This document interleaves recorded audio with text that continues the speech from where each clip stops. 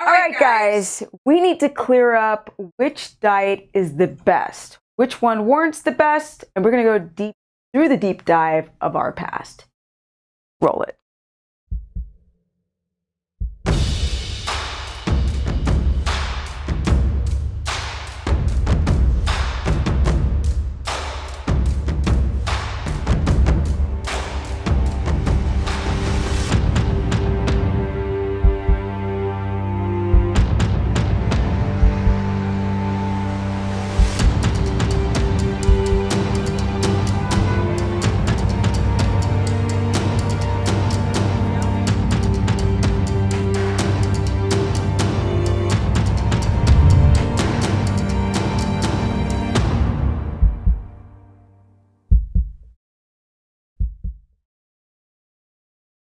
What's up, everyone? All right. Ketone burner is officially the second. Deborah's the first. What's up, Deb? I'm glad that you got the notification. And why do I still have my... Let's hear what's going on. All right. So I want to talk about a couple of things. I want to compare these diets and which one fits what type of person. Now, the reason why I have a woolly mammoth right here is because I thought it would be very interesting for you guys to understand where our food came from, how we evolved either off of plants or meat, and also analyzing this debate between Chris Masterjohn and Paul Saladino. Both of them are PhDs, and Paul Saladino is an MD. Now, when I first heard about Paul Saladino, it was through Frank Tufano, which Frank Tufano is not his fan. And when somebody's talking negatively about a person, you tend to gravitate towards what that person is saying because you don't know the person that's being spoken about. But when I actually was looking at his content, I was very impressed. Very, very impressed. Now, I'm also very impressed by Chris Masterjohn. Surreal, what's up? 2037. So I thought that the both of them talking together about what low carb dietary measure works the best. It wasn't really a debate though, but they had some really interesting sections of this video that I want to show you guys and put my take on what they're trying to express, which was a little disjointed. So one of the things that they spoke about was about, if we started off as, let's say, the missing link as hominids, and we are trying to evolve into humans, or even as archaic humans, who ate what and why? They don't really know. They don't really know what we ate as hunter-gatherers. They just don't. Our climates were different. The landscape was different. The tectonic plates were different. So it's kind of hard to understand what we actually ate. But if you actually think about anything that's lower than an equatorial region, below the equator, you're going to have more fruit and vegetables growing. In any place above in a northern hemisphere, like I lived in Sweden, nothing grows for 9 months out of the year. Very little things grow that you can consume for satiety. So when people are trying to understand keto, it seems like those two men are brilliant at breaking down science and physiology. I mean, I couldn't be more impressed. But it doesn't seem like they understand the practicality of how keto works, or keto or low carb, high fat works in the average person, which most people who watch these videos that they put out are the average lay crowd. Now, they are more, people who follow me or follow them might be a little bit more advanced in their understanding of physiology and gut health and thyroid and all this, and autoimmunity. But most people still don't really understand how deep dive they go in the science and not so much in the actual application of this dietary measure. So one of the things that they were discussing was, and I agree with both of these guys. It seems like Chris Masterjohn, he doesn't do keto whatsoever. He doesn't actually say what diet he's eating. I assume he's eating something more on the low carb, sort of pendulum, but he has a bit of a bias, I feel. I think he even said he has a bit of a bias because he has a condition called hematomacrosis, which is the buildup of too much iron, which if you eat a lot of meat, especially that's rich in iron, like red meats, then it's problematic when you have this sort of disease called hemochromatosis. So I think because he has that, he has a huge bias towards carnivore and ketogenic diets. Now, Paul Saladino, who's doing carnivore, is also, I feel, having a bit of his bias because he explained in his description of his own health as having eczema. So I do not have eczema, nor do I have hemochromatosis. So we're going to put my spin on it. So you guys know, who follow me, that I'm 52, into my 52 years of age now. I've been doing keto for 12 years solid without any refeeding or any diverting. I made mistakes in the beginning by eating like almond butter and nut butters because I didn't understand oxalates back in the day. Now I do. And I didn't understand all of those inflammatory foods that affect your inflammatory markers like histamine and all this stuff, or even things that'll affect your TPO antibodies in thyroid. Yeah. Now, because the ketogenic diet tends to be high in cruciferous vegetables, which could block the ability to get T3 into the cells, or the conversion from T4 to T3. Now, with that said, if the counter, we got 38 people. Y'all are coming in slow. All right. Don't forget to like up the stream. Deborah's reminding you guys to like up the stream by hitting the X and collapsing the chat and hitting the thumbs up icon and then hitting the chat box to reopen the chat to get back in. And that helps bring people to my live streams and to my channel. Don't forget to hit the notification bell, but I'm sure all of you guys have, like Philly, who's saying, hola chica. Okay, and Melissa, I see. Now, and Lori, and yeah, all my favorite people all here. So before we go into this whole thing with the mouth open, I still want to talk a little bit about the woolly, right? This is the ancient elephant. They primarily exist in Africa and in Asia. But here's the thing, right? These things existed 3.5 million years ago. And of course, they died out. And now we've got elephants. So if we take down that box for just a second. So the thing about this woolly mammoth, and we're not allowed to kill elephants anymore. And I went to Africa when I was in my 20s. I'm in my 50s, so that was a long time ago.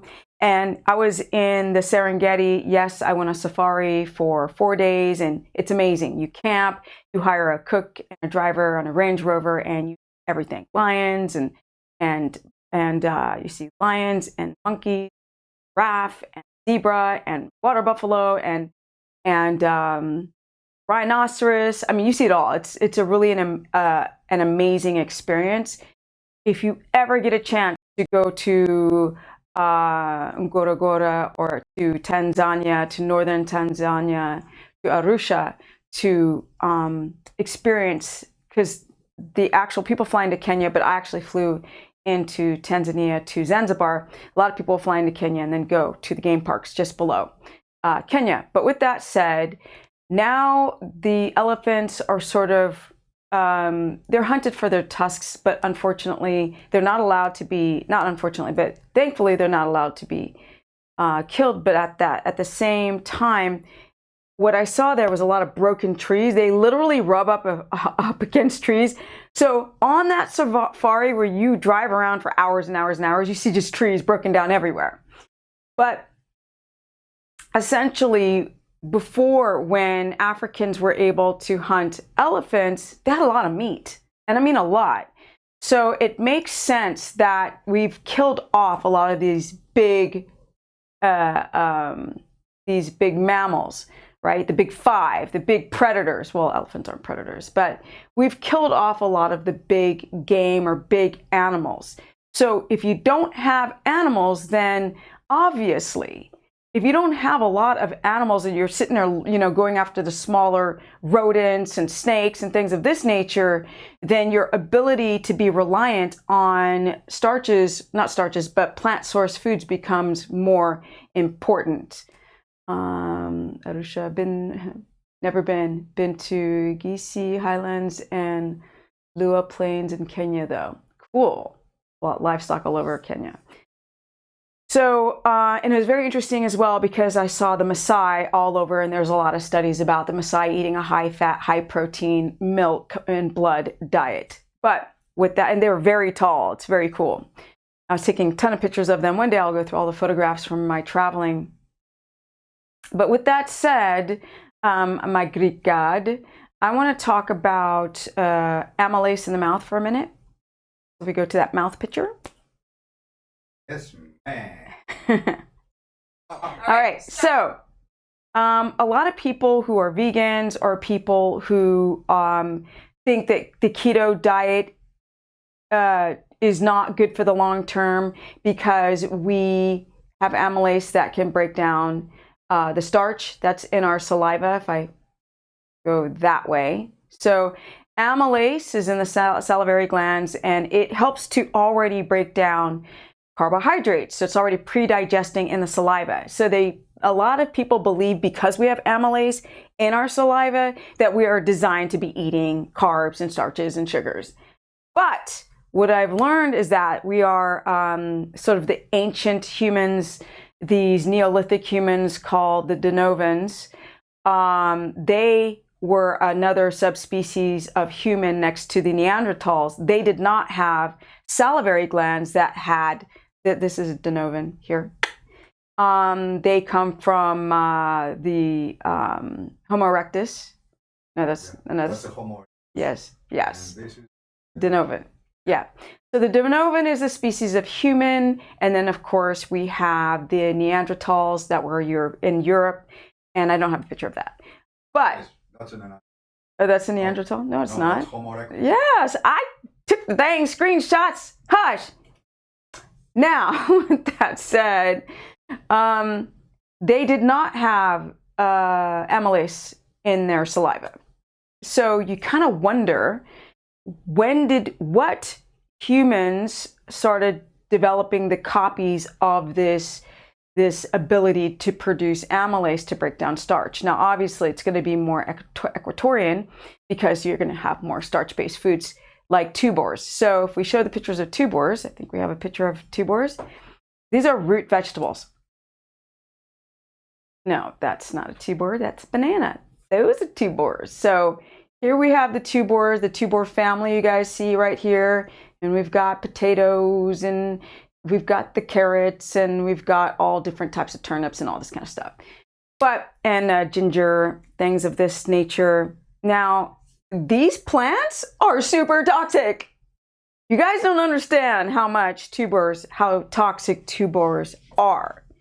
So this concept of, are we actually supposed to be, and did we turn that air conditioning down? Thank you. Yes, ma'am. Why do we have air conditioning on when it's now winter time officially? Okay. So,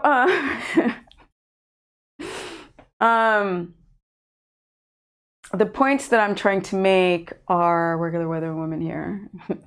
Well, I'm in like a sports bra, and their air conditioning is blasting on me from that side. So I'm just getting a little. Okay, so someone said they found out about doing keto because they found out they are deficient in something. Okay, so what I want you guys to understand is, like, yes, we ate. When I ask people, we all come from Africa. So what would we be eating in East Africa where we come from? And people are like, I don't know, like strawberries. And I'm like, no. And they're like, broccoli. And I'm like, okay, first of all, broccoli is not even a plant. It's a genetically modified plant. It used to be cabbage, and we Frankensteined all of our food. So what you guys have to understand is that even though we today have amylase in our saliva and we can break down starch, the amount of processed carbohydrate, so we have insulin, we have amylase, doesn't matter. The amount of glucose that we can tolerate is so low. because the equal 1-to-1 value of glucose and insulin is in a bowl of broccoli or spinach. Because when you start getting into starches like these, you're especially, of course, we have to cook them because they're not edible. I mean, who's going to eat any of these foods raw, except for the carrots? But those are modified anyway, aren't they? But the point that I'm trying to express is we have to rethink the foods that we're eating, because there are so many people who are against keto. They think that you can't do it for very long. They think it destroys your thyroid. They think that women can't do it. Then the carnivore community has come along, and that's more of a high protein diet, which is pretty much Atkins.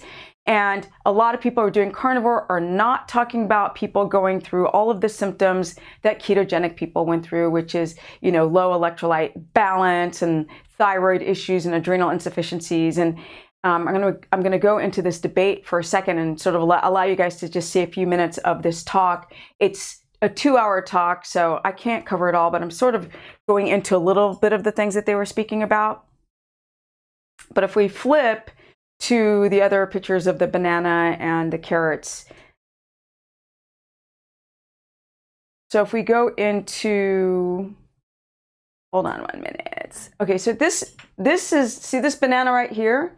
That's a genetically altered plant. A real banana is what you see there. That's a real banana. So a real banana is like thick, like a man's chubby, right? It's thick and short. But it's filled with seeds, and the seeds are the size of lemon seeds, and it's got a lot of seeds. This is not edible, you people. That's a real banana. That is a Frankenstein banana with a lot of fructose in it.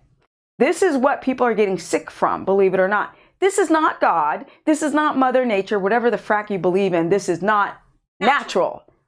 That right there is not natural.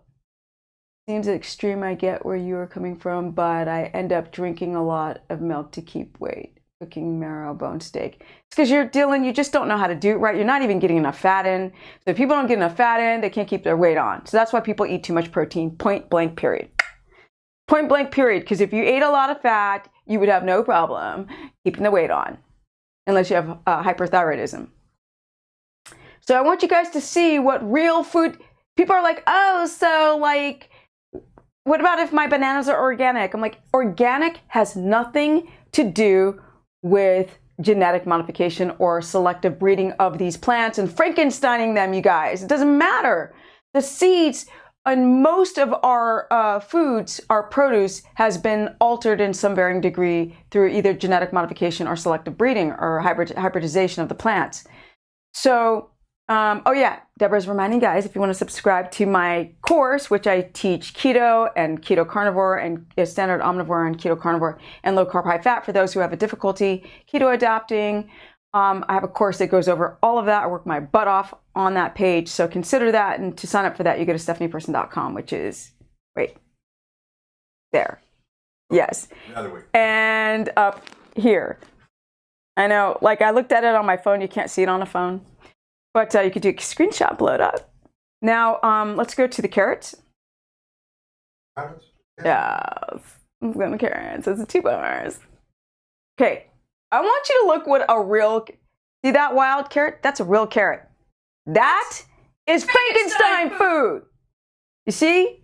Genetically modified. Not genetically modified. Fructose, sugar. And that one right there. You see that? All you people who are addicted to food don't think. You just shovel it in your mouth. You don't even think that this stuff is not natural. Some of y'all. That's not natural. That is natural. How many carbohydrates are going to be in that? And sugar? How much carbohydrate and sugar is going to be in that, especially when you cook that one? So, the whole debate on how much plant. Now, I do believe in omnivore, we're omnivores. I do believe that we developed amylase.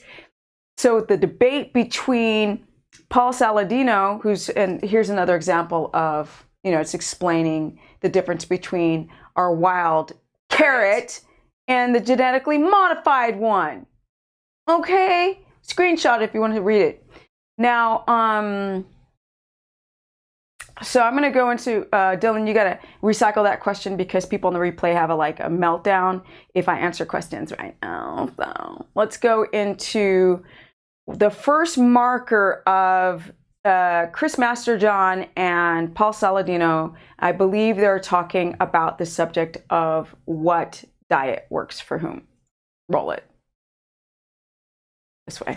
What happens clinically in medicine, though, is that mainstream Western medicine doesn't acknowledge that food of any sort is triggering illness. I think that elimination diets are the most powerful tools we have in medicine. 99% of physicians in the world are using them because they're not taught to us in medical school. And so I think that the paradigm shifting concept here is that food can trigger immunologic reactions. And connected with that is a broadened spectrum of autoimmunity. A lot of diseases that we have, a lot of illness that we have as modern humans is autoimmune in nature. It isn't thought about that necessarily. I think that if mainstream Western medicine realized that food could trigger disease, then we would begin to actually make headway with this. And I think that regardless of the type of elimination diet that people choose to do, an elimination diet is very powerful. I think the carnivore diet is a particularly appealing elimination diet because of the nutritional adequacy of that diet and the ability of a carnivore diet to provide so many nutrients in such a small package, right? If you are going to do a vegan diet, it's, in my opinion, basically impossible to get all the nutrients you need without extreme attention to detail and large amounts of food. And I think that more often than not, plant-based diets result in long-term nutritional insufficiency. So I worry about the sustainability of vegan diets, but I do think that they can help some people if they eliminate the thing that they are, reacting to. Now, how common is beef allergy? Great question. That's the question that I should be asking, I don't know. I don't know how many people. Does a carnivore diet fix everyone? Nope. Okay. Does it fix a whole heck of a lot of people? It's pretty powerful, man. Okay, so really quick here, somebody's asking about equating genetic modification with selective breeding. So we're talking about plants. So I don't know if I think talking about selective breeding, since agricultural is the agricultural revolution, I think you'd have to be more specific. Was it Jasnar? What you mean by that? So yeah, I'm considering everything when it comes to our ability to stay healthy and create homeostasis with our ever-changing diet, especially with genetically altering our foods. Now, this is Paul Saladino. He's been doing carnivore less than a year, and he's getting a lot of criticism for it. But at the same time, he's kind of a badass. I'm not going to lie. Because of Frank Tufano, I didn't want to like him. But then when I start listening to him, I'm like, dude is friggin' on his shite. He is biased to carnivore because of this eczema issue and skin issues or whatever issues. But wow, I was blown away by him. Even though, Frank was complaining that he was plagiarizing. I can't even say the word today for some reason. Copying and taking his information, which I don't think so. I think that we all, like me watching their debate, I got ideas from their debate to talk about some of the things that they didn't go more into, which was like woolly mammoth and how we've evolved based on our migrational patterns and polymorphism, and genetic morphism as we morph through the environment that we're in. Like some cultures, some European cultures can handle more lactose than other cultures, or the Inuit have a difficulty with producing ketones. It's quite dangerous for them to try to produce ketones. But with that said, you'd have to be more clear with that. So with the genetic modifications of because of selective breeding of our plants. So the thing is about Paul Saladino, who just makes some really great valid points. And I don't really have clips of Chris Masterjohn, but I will link this whole debate in the discussion below, because you have two brilliant guys really breaking down science to the point where you almost get a headache. What I want to say is that that's Chris Masterjohn down here. That's Chris Masterjohn. Who's that's Chris Masterjohn. And you can both go to each of their channels and subscribe if you want to see incredible intelligence. Now, there's a lot of people who talk about low carb diets and a lot of people who do, like, talks and seminars and symposiums. But sometimes I feel like a lot of these people get away from the everyday person.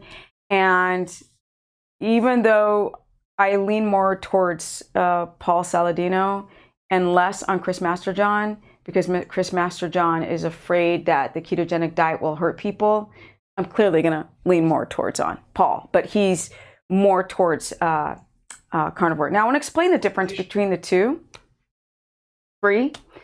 So Keto Omnivore, which, it's very interesting to hear Chris Masterjohn try to debate, because I don't really feel like he was making a full circle point, maybe because Saladino was countering him, but with a lot of really great points.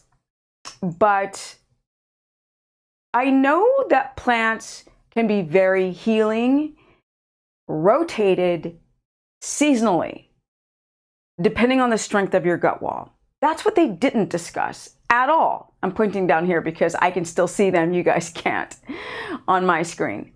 They don't put together, they break down the science in this incredible way. They reference studies, but they don't reference people at all. Not really. There are people in studies, but not just people.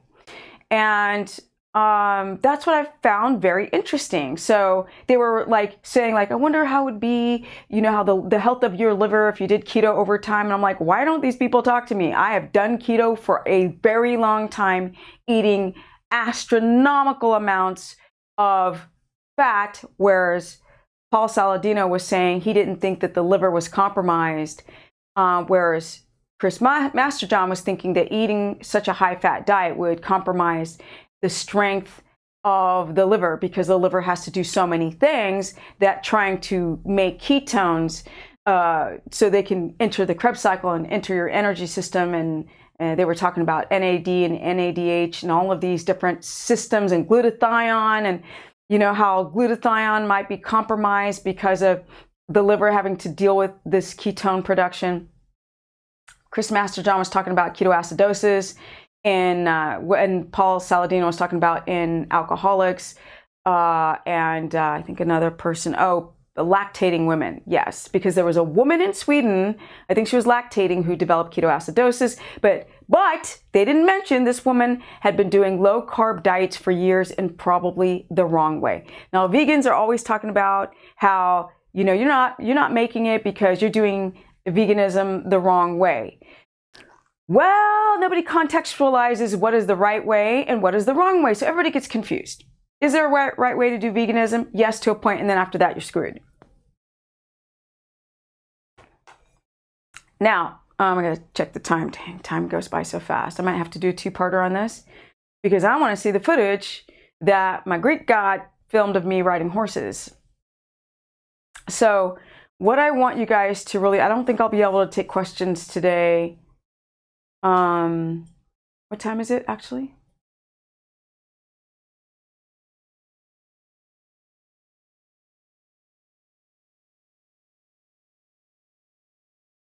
Today? Today we can watch it? Okay, so I really want to see it. So, yeah, Okay. no worries. Okay, cool. So I can't You take have it. like 15 to Okay, cool. So I do have time. Okay, cool. The more carnivores I get, less can tolerate additional supplements such as vitamin C. So this was very interesting as well, where they were talking about where you get vitamin C, and I learned that you can get vitamin C from trachea. You can get vitamin C, they believe, from thymus, the brain, trachea. I think there's more vitamin C in trachea than there is in liver. And that is the reason why this company here, which I think Chris Masterjohn is also sponsored by them, but ancestral supplements are really great because, and these guys kept talking about nose to tail. No, baby cakes, brain to tail. The brain is such an important organ or muscle or whatever you want to call it because of the fact that it's high in vitamin D, high in omega-3s, and I believe that it has vitamin C up in it. It's the perfect, and fat-soluble vitamins and cholesterol, it's the perfect protein and fat for human health, especially the thyroid, because a lot of you guys have thyroid conditions and you're taking vitamin D supplements, D3 supplements, which obviously are not in nature unless they're desiccated. So go to Ancestral Supplements here because they do brain, trachea. You guys are looking for vitamin C? Brain, trachea, they do the thymus, they do the adrenals, the thyroid, they do bone marrow, collagen. What else do they do? Liver. Liver, thymus, trachea, adrenals, brain, and it's the whole gamut. So for those who cannot find grass-fed organs, and I always will suggest, please eat the real organs over the supplements. This would be a second choice, even though I have an affiliate program. So that Steph Keto is, you get a discount code right there. But otherwise, all of this ties into the subjects that I'm talking about. If you're from Europe, you're probably more of a carnivore, right? Genetically, with the haplogroups, like the migrational patterns out of Africa, getting stuck over in Europe through this whole Ice Age period. I lived in Sweden for a very long time. I lived in Europe collectively for 16 years. I'm telling you, if you don't eat meat or fish, you're going to be very hungry in those winter months.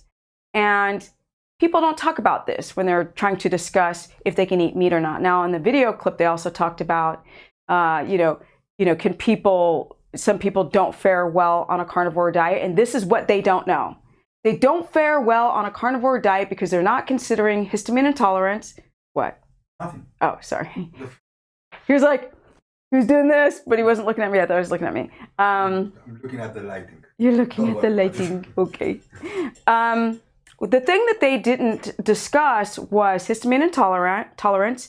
People who cannot filter through the purines and uric acid, who've got kidney disease. They lightly touched on kidney disease being problematic for ketogenic or especially carnivore people. They didn't go do the deep dive. These are things that people don't think about. Also, people with gallbladder issues, leaky gut histamine, people with hemochromatosis, people who just basically have a histamine reaction more so to red meat, or who've got gout, who can't deal with uric acid buildup.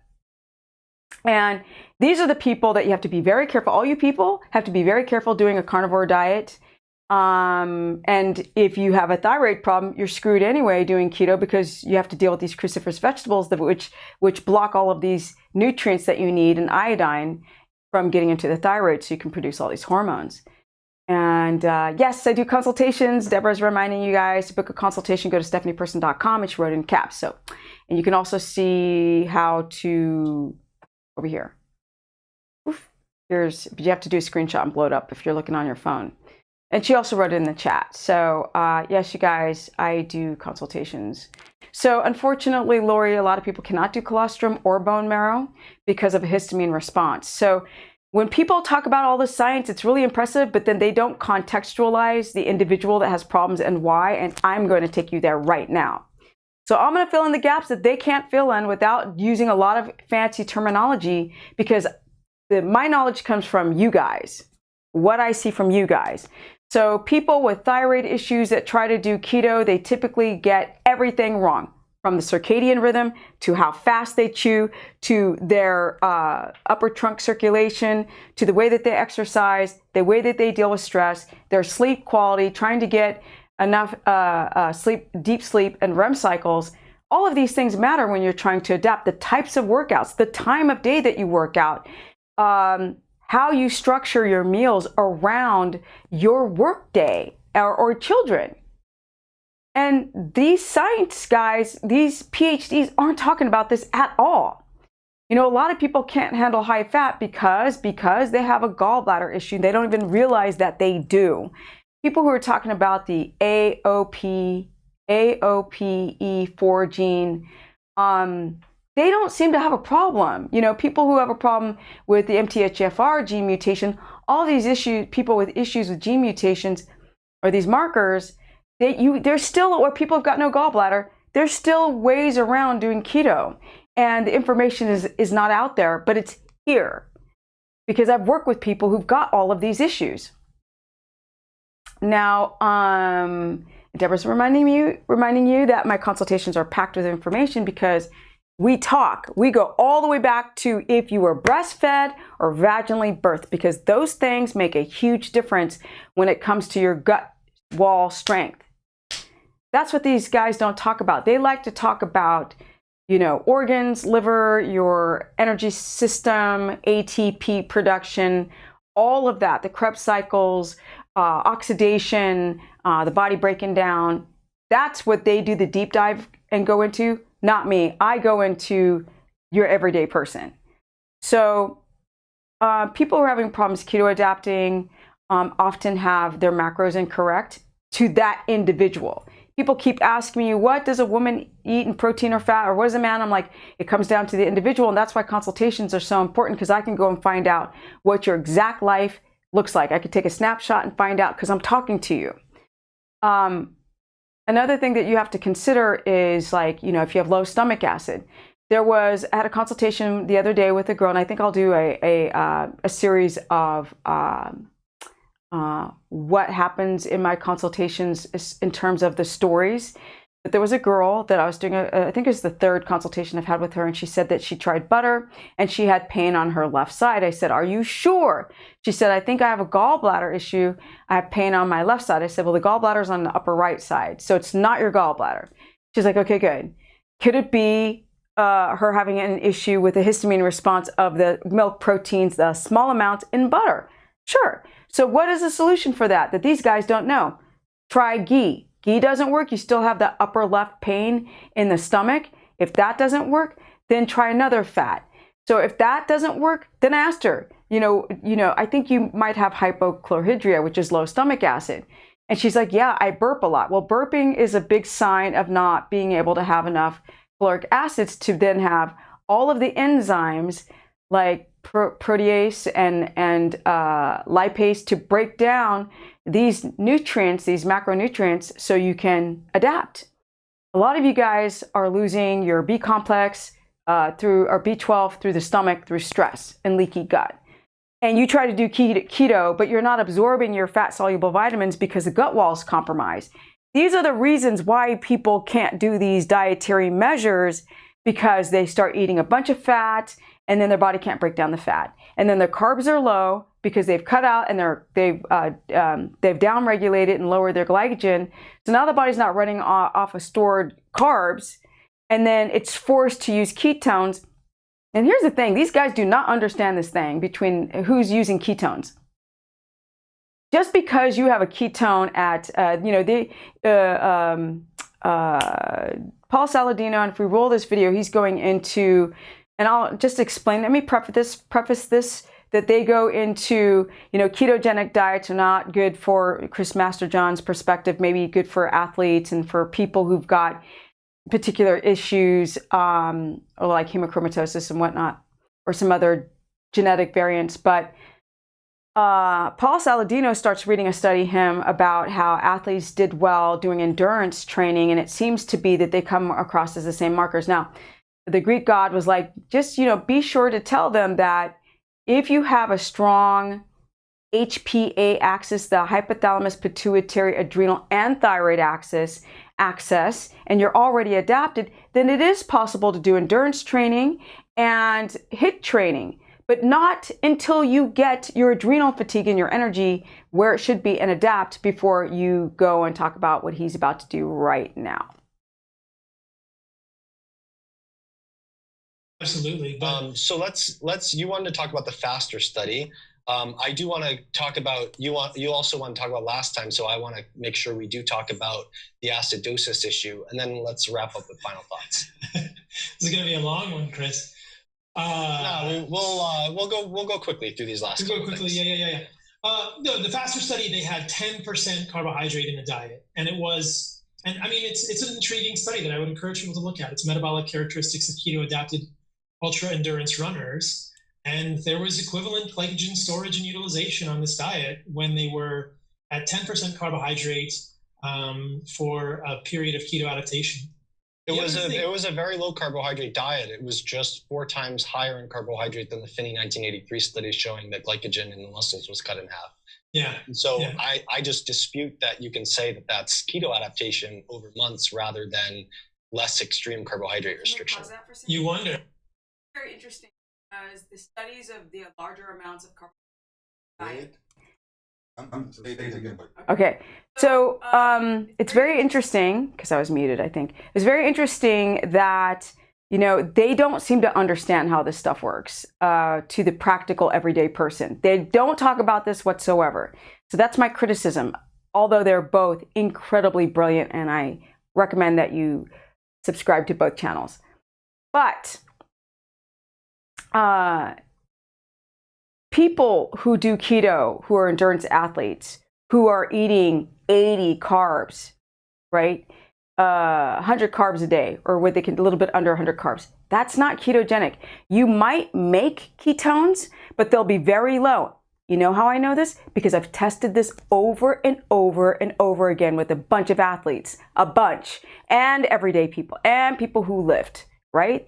The average, 5-day-a-week lifter, the amateur athlete. So basically, people's ketones will be quite low and their blood sugar will often spike. And a lot of these people do have hypoglycemic reactions unless they're on their circadian implement of adding their nutrients, their ketogenic nutrients all day long. If they're having higher in carbohydrate, you will watch their ketones be quite low. And it's more when they've gone hours without eating, they will see that their ketones will rise, but their fasting ketones are not typically in that sweet spot range, which these guys don't talk about, the sweet spot of ketones. Now, not only is the glucometer, it's a great tool, but it also can be kind of flawed in the sense that you have to talk about symptoms. You have to talk about symptoms because they're not talking about that because they don't speak the lay average person language. It's like they lost it a long time ago. You have to figure out if people are hypoglycemic, when their energy dips or drops. Are people doing dirty keto? How many carbs are you eating? People who are eating 80, 100 carbs are still going to have glycogen storage. And yes, you can use a bit of both, and that might have helped these endurance athletes. But I can say with myself, who's been doing this for 12 years, my energy, my explosive energy has never dropped at all. And that's a little bit of what Paul Saladino is saying that, well, he's speaking more on endurance sport activity, but I'm telling you, even with sprinting and lifting, you have a lot of strength and power. Keep going. You got to wonder, yeah. I don't know. We got to compare the study. We got to look at my muscle glycogen. There are a couple of quite interesting studies looking at performance in ketogenic diets. I can send these to you. Keto adaptation enhances exercise performance and body composition responses to training and endurance athletes is the first one. And I got to look and see how ketogenic this one was. But this was a 12-week ketogenic diet, and the low carbohydrate ketogenic diet group had significantly greater decrease in body mass and body fat percentage. And they had no change in the 100-kilometer time trial between that group and the high carb group. No change in the 6-second sprint peak power, or actually the ketogenic group, the low carbohydrate ketogenic diet increased their 6-second peak power by 8 watts per kilogram body weight, and the high carbohydrate group dropped negative 0.1 watt per kilogram. And then the last measure was the critical power test. The peak power decreased by 0.7 watts per kilogram, and the high carb group increased by 1.4 watts per kilogram in the low carb ketogenic group. So and again, it was 12 weeks of keto adaptation, and this group had 6% carbohydrates, 17% protein, 77% fat. So pretty interesting in terms of performance. There's another one, effects of 4-week very low carbohydrate diet on high intensity interval training responses. This one was 8 plus or minus 3% carbohydrates in the low carb ketogenic diet group. And they performed graded high intensity exercises. And basically, in summary, there was no difference between those groups after a period of 2 to 4 weeks of keto adaptation. So in terms of performance, those studies are intriguing for ketogenic diets. People always say, oh, you can't do these things on a ketogenic diet. And I really think it's fascinating. This question of muscle glycogen stores on a ketogenic diet are fascinating. Again, I just did a podcast with Stan Efferding, and I'm curious, like if on carnivore macros, what if you're doing 0 carbohydrate, but you're getting, Okay, so the thing is that, they don't know a lot of stuff. Like, I've worked with so many people who are doing carnivore and people are doing keto. That's why I do keto carnivore, and he doesn't really explain, like Chris Masterjohn thinks that, and they both think that it's not necessary to do keto carnivore because Paul Saladino, he's like eating 150 grams of protein per day. That's going to convert into sugar. He does discuss that, but that's not a lot of glucose or glycogen storage from protein. It's not going to give you a lot of energy. It's just not. And so what you want to do is go through the whole ketogenic process of creating ketones, and which is why it's so important that you guys have good liver health and can sleep and all that kind of stuff to be in an anabolic state of repair throughout the night. Otherwise, ketogenesis doesn't work very well. And he's basically explaining that you could do all of this type of sprinting, which they believe that's a explosive sport, that the ketogenic people still fared well, but they weren't really fully ketogenic because they still had carbs in their diet. But they were using both forms of energy, and their carbs were quite low in comparison to somebody or an athlete who's eating a lot of carbs. And people kept saying you can't do explosive sports while doing a low carb diet. Clearly you can. So, okay, 5 more minutes. Okay. So basically the what diet really is the best? Low carb, high fat would be for people who've got chronic hypoglycemia, who can't get their lifestyle in order enough to drop there. And that would be also, low carb, high fat would be for people who've got thyroid, who don't go to bed early, who are night shift workers, who won't stop drinking coffee, who won't diaphragmatic breathe, exercise, stress. If you do everything right, people who've got thyroid issues and hypoglycemia, you can do keto. The way you schedule your macros is critical. And that's why I really push for you guys to do a consultation with me, because I can map it out towards your individual lifestyle. People who do keto carnivore, these are people who've got extreme histamine issues,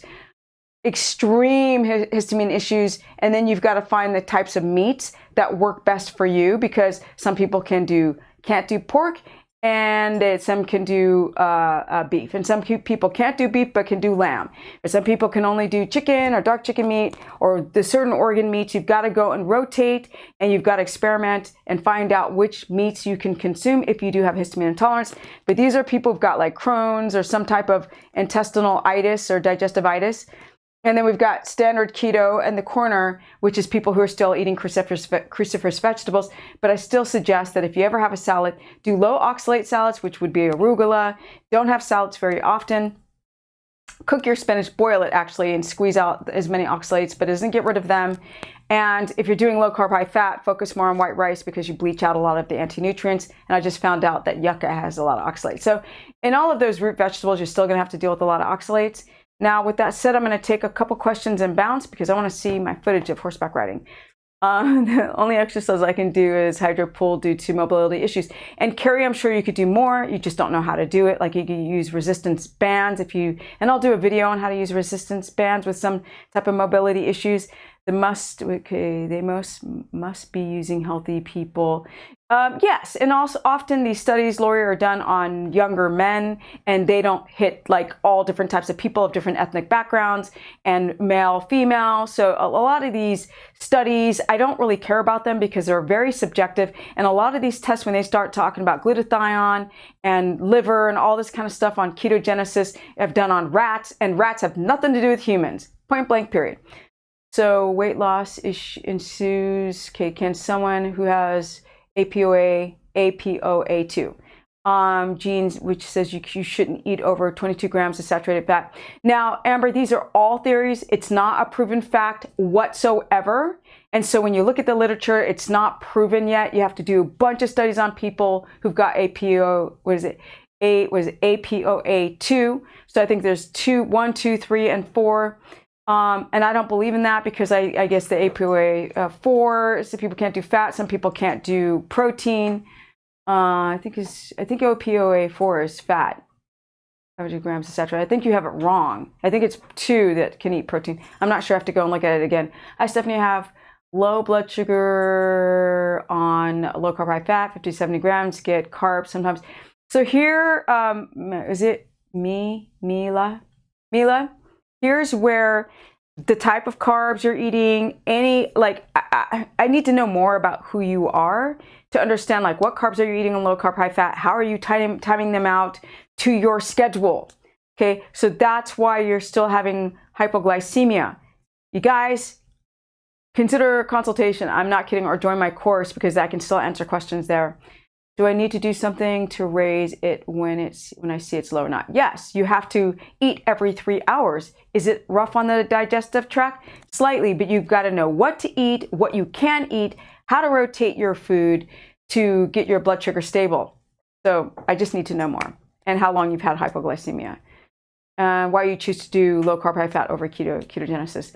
I do resistance bands in the water, and oh, awesome, perfect. Can we go to some of these other questions earlier? Let me see. Celeste says, hi, beautiful. Oh, thank you. I do try. You know, somebody was also complaining, you have to say your age in every video. I'm like, yeah, I do, because I get new followers because I'm buried under the barrage of garbage ketogenic videos. So yes, I have to remind people, because when people find me, they think I'm in my 30s, and then they're not understanding, you know, why this is so important. Or why I do this that makes it so important. The only exercise, okay, I have low thyroid, started off doing keto, now mostly meat-based. I can occasionally eat some avocados and asparagus. So this doesn't make any sense, Carrie. You should do keto carnivore and not just carnivore, and understand what's going on with your gallbladder, with your stomach acids to be able to digest the fat. Because what we're trying to do is drive ketogenesis, because you can use that as energy, so you're not starving, right?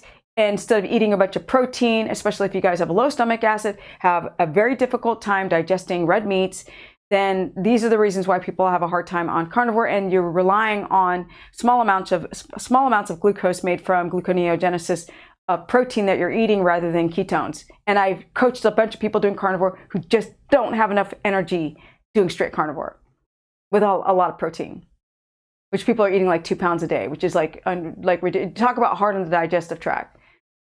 Yeah, gonna wrap it up. Let me see, I've been doing deep ketosis. I'm gonna say this last thing and then I'll be done. Okay. I've been doing deep ketosis for upwards 10 weeks, and at a time over the last year, it makes me feel great, not going to lie. I just have a hard time making sure consistently down enough fat. And that's the thing. The reason why there's so much misinformation on the internet is because people aren't telling you the full story. They're not letting you know what's going on. Everything has to be contextual to the person and what they're doing good on and what they're doing bad on. Some people tend to be biased, and they only say what's good and they don't say what's difficult, and then everybody gets confused with information. I'll do a second part on this. I really should have. We ran out of time because my Greek guy has to go and work on another project. Thank you everybody for joining this live stream. If you have more questions, put it in the notes below. If you have more ideas of what you want me to talk about, put it in the notes below. Don't forget to like up the stream and subscribe, because obviously I'm buried under a bunch of keto junk and gunk and all of this stuff. So thank you everyone for the live stream. Thank you, Deborah, for being the moderator for today, or all the days. Thank you everyone for, having some faith and some belief in what I'm trying to do amongst all these brainiac geniuses. And there's just little Stephanie who's just a normal person. All right, guys. Bye.